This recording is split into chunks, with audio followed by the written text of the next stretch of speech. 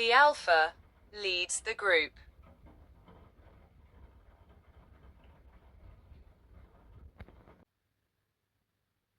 Wolves. The concept of an alpha wolf leading a pack is wide recognized, though modern research suggests family-based structures are more common. Lions.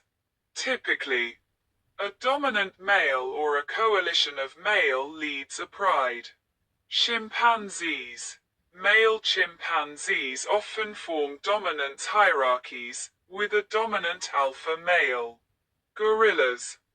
Silverback gorillas are the dominant males that lead their troops. Elephants, matriarchal elephants, led by an older, experienced female, are known for their strong social bonds and leadership. Meerkats. These small mammals live in social groups with a dominant breeding pair, often referred to as the alpha male and female. Hyenas.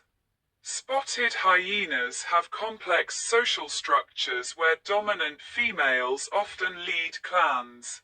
Wild dogs. African painted dogs. Packs are usually led by a dominant breeding pair. Dolphins. While complex, some dolphin societies exhibit dominance hierarchies with individuals take leadership role.